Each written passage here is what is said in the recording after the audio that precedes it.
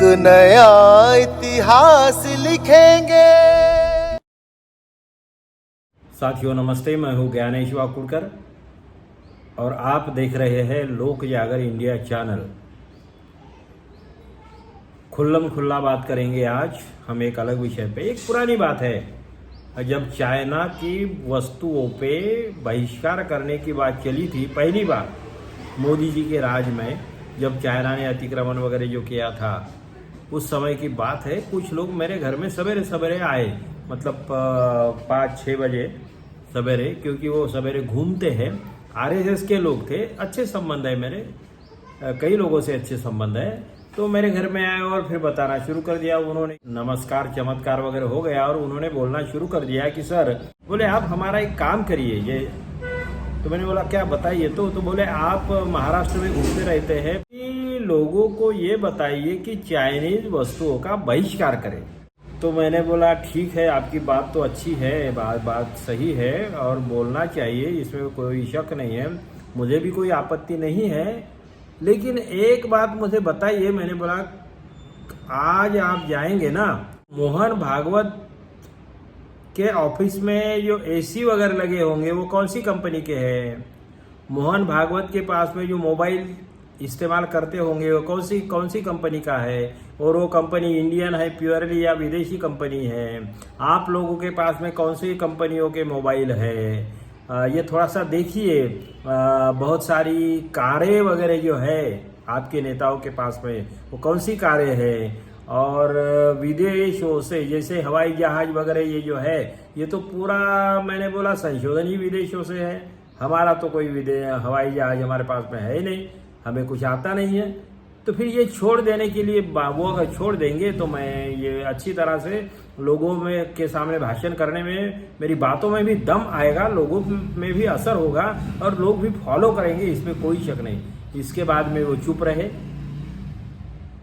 चले गए और उसके बाद में कभी मेरे घर में आए नहीं। ये बोलने का मतलब ये है कि ये लोग कुछ ना कुछ शगुफा छोड़ते रहते हैं, बकवास करते रहते हैं, भंकसबाजी करते रहते हैं, ये ढकोसलेबाजी करते रहते हैं। अभी महाराष्ट्र में हमारे, अभी मोदी जी ने तो ये बोला था कि अभी मोदी जी ने बोला था कि भाई विदेशी वस्तुओं का बहिष्कार।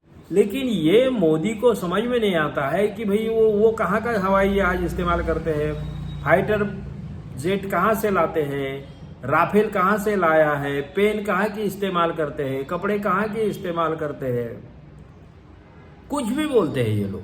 ऐसे घटिया किस्म के लोग जिनको थोड़ी भी शर्म नहीं आती है, या आजू बाजू के लोग भी, जैसे मेरे पास में 4-5 लोग तो आए होंगे, तो 4-5 लोगों में एक ने भी नहीं सोचा, सबके दिमाग में गोबर भरा है, सबके दिमाग में गोबर भरा है कि हम क्या बोल रहे हैं, हम कौन सी चीज़ों का इस्तेमाल करते हैं। और सामने वाला आदमी जो है तो वो कुछ तो सोचता है, क्या बोलेगा। लेकिन है बेवकूफ़ लोग ये, अब क्या बोले और क्या नहीं बोले। मैं सभी को नहीं बोलना चाहूँगा ऐसा, लेकिन बात सच है। शिव जयंती, शिवाजी महाराज की जयंती हम हिंदू तिथि के अनुसार सेलिब्रेट करेंगे। अरे भैया, सारे जिंदगी भर आप बाहर का अंग्रेजी कैलेंडर इस्तेमाल करते हो। आपके बेटे का जन्मदिन, आपके बेटी की शादी, बेटे की शादी, आपका जन्मदिन, आप जो भी कोई, आप में से कोई अगर गुजर गया तो उसकी मृत्यु तिथि वगैरह वगैरह जो भी है, स्वर्ग में गया, नरक में गया, वो आप लोगों को मालूम है। नरक के बगैर आप लोग कहाँ जाएंगे नहीं, लेकिन उसके लिए तिथियां आपको सब अंग्रेजी तिथियां चलती है। लेकिन शिवाजी महाराज के मामले में कंफ्यूजन क्रिएट करना, लोगों के मन में कुछ न कुछ कंफ्यूजन क्रिएट करते रहना और लोगों को विवादों में उलझा देना, ये उनकी पॉलिसी है। इनको ना शिवाजी महाराज से कुछ लेना देना है। भाई शिवाजी महाराज से अगर इतना प्यार होता तो वही शिवाजी महाराज के लिए इतने चिल्लाने वाले, वो जो संभाजी भिड़े था, संभाजी भिड़े के कुछ कार्यकर्ताओं ने जब उनको बोला कि माँ जिजाऊ की बदनामी कर रहे थे, तो ऐसे इसमें उन्होंने बोला कि इसका हमने निषेध करना चाहिए। तो संभाजी भिड़े ने क्या बोला था, कार्यकर्ता ने बताया कि संभाजी भिड़े ने बोला था कि वो हमारा विषय नहीं है। मतलब माँ जिजाऊ की चरित्र हनन के मामले में भी इन लोगों को कुछ लेना देना नहीं है। संभाजी महाराज के चरित्र हनन के मामले में कुछ लेना देना नहीं है। शिवाजी महाराज के मामले में कुछ लेना देना नहीं है। ये जो लोग हैं ना, ये बहुत ही अजीब किस्म के मानसिक रुग्ण जिसे बोलते हैं ना, इस टाइप के लोग हैं। तो अभी उन्होंने निकाला फडणवीस ने कि भाई हम हिंदू तिथि के अनुसार शिवाजी महाराज की जयंती मनाएंगे, मनानी चाहिए। अरे भैया ठीक है, मुझे लगता है कि इनको करने दो, जैसी मनानी है वैसी मनाने दो, कुछ नहीं होगा। इनको बदल दो यार, इनको सरकार से हटा दो, इनकी सरकार निकाल दो। अगर जनता को लगता है कि ये बेवकूफ लोग हैं, ये उल्लू बनाते हैं लोगों को, या हमको बेवकूफ समझते हैं, ये अगर समझदार है तो हम लोगों को बेवकूफ समझते हैं, दो में से कोई ना कोई तो बेवकूफ होगा ही ना। तो ऐसे लोगों को सबक सिखाने के लिए सब लोगों ने इकट्ठा होकर इनको सरकार से, सत्ता से बेदखल कर देना चाहिए, सत्ता से हटा देना चाहिए, और फिर अपने तरीके से शिव जयंती मनाओ, बाबा साहब आम्बेडकर की जयंती मनाओ, गांधी जयंती मनाओ, महापुरुषों की जयंती जैसे मनानी है मनाओ, मगर इनके ढकोसलेबाजी के चक्कर में मत आओ। शिवाजी महाराज के मामले में ये फिर से बोलते हैं शिवाजी महाराज की आरतियां करने लग गए। आरती बोले तो भगवान की आरती की जाती है, संतों की आरती की जाती है, भगवान की जाती है स्पेशली। शिवाजी महाराज महापुरुष थे यार, जिंदा आदमी थे, हम जैसे आदमी थे, महापुरुष थे, ये बात सही है, लेकिन जीते जागते इंसान थे हमारे जैसे, इसी धरती पे पैदा हुए थे, 400 साल भी नहीं हुए, और वहां उनकी आरती और उनका मंदिर वगैरह वगैरह ये जो बातें हैं, इन लोगों ने चरित्र हनन हमारे महापुरुषों का इसी तरीके से उनको भगवान बना देना, पूजा करना, आरती करना, फिर कोई पुजारी रहेगा इनका और लूटेगा शिवाजी महाराज के नाम से, लूटेगा जिजाऊ के नाम से। गौ माता के मामले में बातें करते हैं, गौ माता गौ माता गौ माता को ये मत करो, गौ माता को वो मत करो। मालूम है, अभी ये वीडियो देखिए कितनी गौ माताएं, ये फडणवीस की गौ माताएं है, और ये नागपुर शहर का वीडियो है, ऐसे कई जगह के वीडियो है, मगर नागपुर का एक दिखा देता हूँ। नागपुर जैसे बड़े शहर में, सेकंड कैपिटल के, महाराष्ट्र की सेकंड कैपिटल है नागपुर, बड़ी बस्ती में, पॉश बस्ती में गाय घूम रही है। फडणवीस की गौ माता, मोदी जी की गौ माता, योगी जी की गौ माता, भागवत की गौ माता लावारिस घूम रही है, रोड गंदा कर रही है, इधर उधर का खा रही है। कई गौशाला में गाय मर जाती है, ग्रांट ले लेते हैं, ये लूटने का ये तरीका है उनका, गौशाला के नाम से, और लोगों की भावनाओं का गलत इस्तेमाल करके ये लोग लूटते हैं। कई लोग तो ऐसे हैं कि गोमांस बेचने की फैक्ट्रियां, गाय काटने की फैक्ट्रियां बीजेपी वालों की, हिंदू लोग हैं उसमें कई लोग, उस पर भी एक वीडियो बनाऊंगा और नाम के साथ में बनाऊंगा। तो वहां पे कई ये हिंदू लोग, और ये चंदा भी लेते हैं उन लोगों से, गाय काटने वाले लोगों से चंदा बीजेपी ने लिया है करोड़ों रुपए का चुनाव के लिए, तब इनको नहीं गौ माता याद आती है।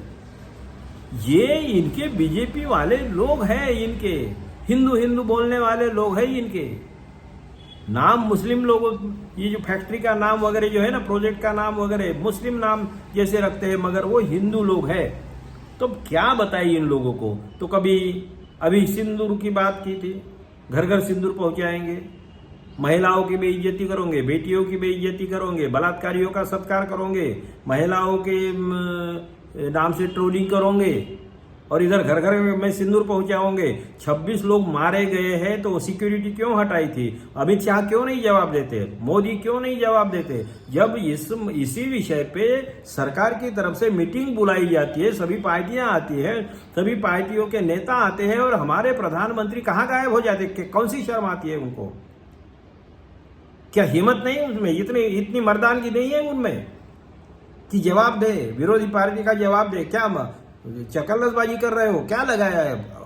इतने बड़े गंभीर विषय पे ये प्रधानमंत्री कहाँ जाता है, कहाँ अय्याशी करता है? जरा देखिए, सवाल पूछिए इनको।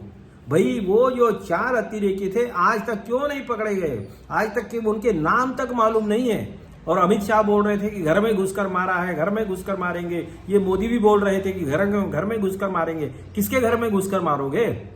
वो 4 लोग हैं, उनके नाम भी मालूम नहीं है। लोगों के मन में जो शक है कि शायद कहीं इन्हीं के लोगों में से, क्योंकि ये देश के साथ में गद्दारी करने वाले लोगों में इन्हीं के लोग हैं।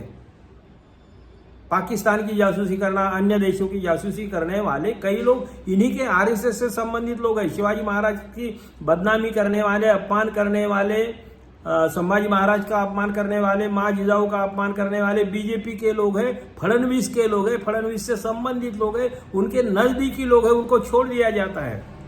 और कोई कुणाल कामरा एखादा कॉमेडी करता है, कोई कॉमेडी शो करता है, एखादी कॉमेंट करता है तो उस पर केस कर देते हो, जेल में डाल देते हो, कोशिशें करते हो।